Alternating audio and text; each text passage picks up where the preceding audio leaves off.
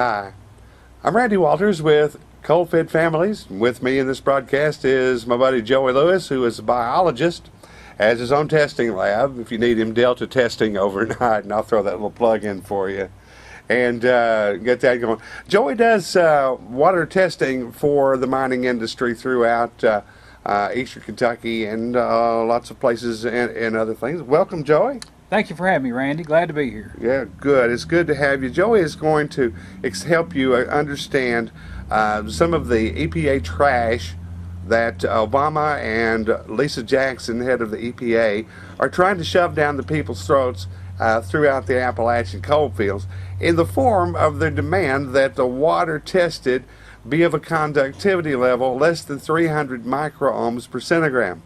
And Joey, how does that stack up to other water discharges? Well, it's a mineral test on water that we have to check mineral levels. The higher the conductivity, the more mineral that's in the water. EPA has decided through some of their own funded testing that anything over 500 in particular may affect mayfly populations. These are insects that are not endangered. Some of the data has been contested by other studies, and even in EPA's own studies, they talk about how they're using estimates in some of their data. To compare wait just a minute. How can you use an estimate of scientific data? How can you estimate that and come up with a sound scientific conclusion? Well, it's correlation. It's the same correlation. If you drink water, everybody drinks water. Everybody dies. If you drink water, you're going to die. That's the kind of correlation that EPA is putting on our industry to verify and justify their data. Comparably, there are some sewer plants, particularly in California. They ask the folks that are dumping into their sewer plant not to put any conductivity in that plant over 1400. That's the limit they put on themselves.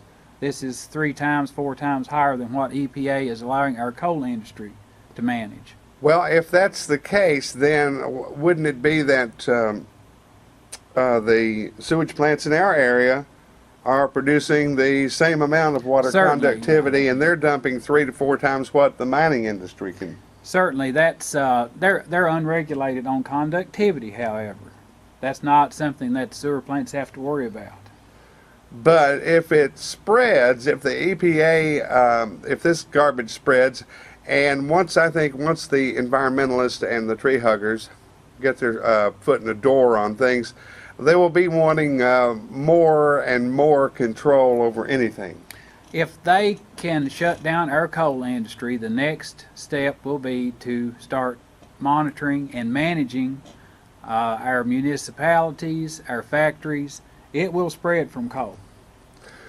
And that will cost, well, just the coal itself is going to cost the people of the United States an absolute fortune.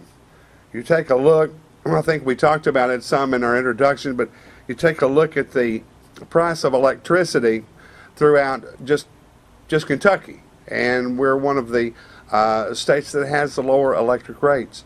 So you mess with the coal and take it out of here, and us at a usage of 92%, I believe, of all of our power comes from electricity, then that's going to have to come from somewhere else, which means your electric bill is going to go higher. It's about the same as the myth with cap and trade, like the industries are going to pay for it. I got news for you, they won't. It will be us. It will be the people that pay for cap and trade, which is another bombshell of a myth that they're pushing off in the name of the environment. Well, one of the fallacies with this conductivity and monitoring the silt ponds is that they're actually not affecting deep mines, but that's a fallacy. They're shutting down our mountaintop removal. That's history right now. We're doing contour mining, which is probably more damaging than the mountaintop removal. I really truly believe that. Plus, we don't get all of our coal resources in the auger type high wall mining.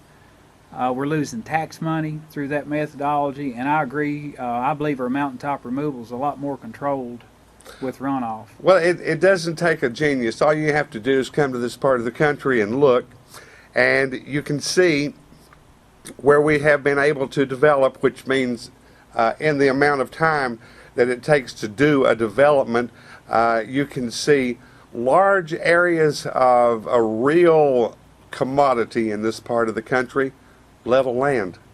And if you look at the contour mining that's being done, that has been done before, that's when you're going to see a return to the mining that leaves the hills gapped, gashed looking, and when in the fall and the winter it looks terrible.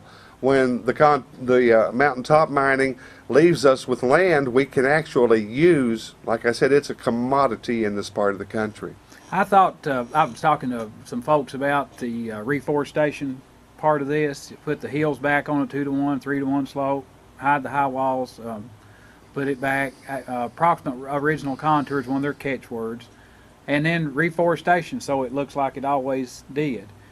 I would argue that it might be a lot easier to log a level area than something on a 2-to-1 or 3-to-1 slope in the future. That's for sure, and what it does is not only opens the land up for development for business, commercial development, for residential development, but also for agricultural development.